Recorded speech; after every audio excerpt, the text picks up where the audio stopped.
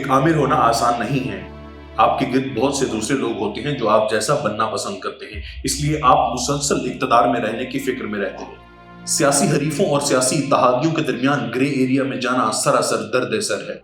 इसके अलावा वो तमाम परेशान कुल लोग होते हैं जिनकी जिम्मेदारी आप पर होती है। बगावत पर उकसाए बगैर उन्हें जितना मुमकिन हो कम से कम कैसे दिया जाए, ये एक ना खत्म होने वाला तवाज़ुन है। जिम्बाब्वे के सदर रॉबर्ट मुगाबे को 2000 के आसपास इन्हीं मसाइल का सामना था। उसे अपने दुश्मनों को रिश्वत देने और अपने इत्तेहादियों को नवाजने के लिए पैसे की जरूरत थी। बदकिस्मती से उसने हर मुमकिन चीज पर बहुत ज्यादा टैक्स लगा दिया था और उसकी पॉलिसियों ने सरमायाकारों को खौफजदा कर दिया था। मुईशत ठीक नहीं चल रही थी और उसके लोग बेरोजगार और भूख से निढाल थे। तो उसके पास पैसा कहां से आया? तो बात कुछ यूं है, किसी मुल्क को चलाने का एक फायदा यह है कि आपको पैसा छापने की अपनी मशीन मिल जाती है। इस तरह सिर्फ एक चुटकी में आप मजीद रकम प्रिंट कर सकते हैं और बिल्कुल ऐसा ही मुगाबे ने किया था। नई छपी हुई रकम ने जिम्बाब्वे की मुईशत की बढ़ोतरी और सलाहियत में कोई इजाफा नहीं किया और ना ही कोई नई सरमायाकारी हुई, लिहाजा मुईशत अशिया पैदा नहीं कर सकी, जिसके बायस आपके पास पहले से मौजूद अशिया के ताकुब में ज्यादा रकम मौजूद थी, जिसका मतलब ये हुआ कि जिम्बाब्वे डॉलर की कुव्वत खरीद गिर गई। आपको पहले से मौजूद अशिया खरीदने के लिए मजीद डॉलर्स की जरूरत थी।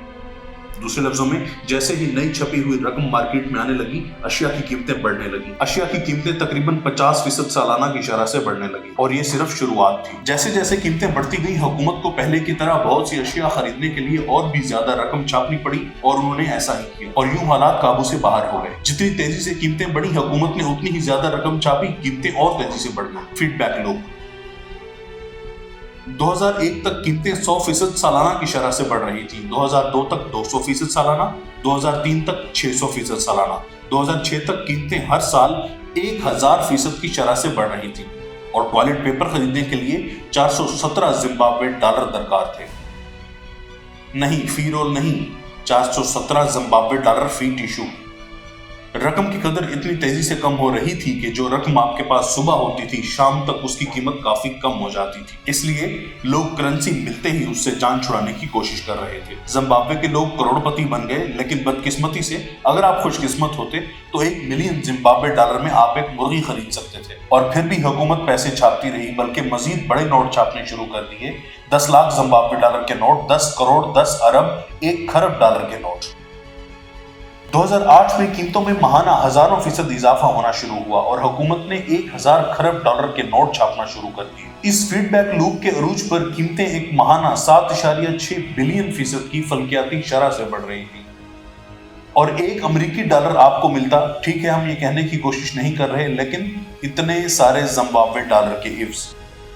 2008 के आखिर तक जिम्बाब्वे डॉलर अपनी कदर खो चुका था और मुगाबे के पास गैर मुल्की करेंसियों में लेन देन को कानूनी हैसियत देने के अलावा कोई चारा नहीं था। जिम्बाब्वे की अफरात ज़र खत्म हो चुकी थी। अफरात ज़र दूसरे ममालिक में भी हुआ है, जैसे 1994 में यूगोस्लाविया, 1949 में चीन और 1923 में जर्मनी। जैसा कि जिम्बाब्वे में ये ज्यादा अफरात ज़र उन हुकूमतों की वजह से हुआ जो नकद रकम के लिए बेचैन थी, लेकिन फंड्स इकट्ठा करने के लिए रकम छापने के अलावा कोई जरिया नहीं था। जिम्बाब्वे अफरात ज़र एक आम असूल की भी वजाहत करता है, जिसे हम आने वाली वीडियोस में मजीद तफसील से बयान करेंगे, और वो ये कि महंगाई पैसे की सप्लाई में इजाफे की वजह से होती है। आप मुआशियात में महारत हासिल करने के रास्ते पर हैं।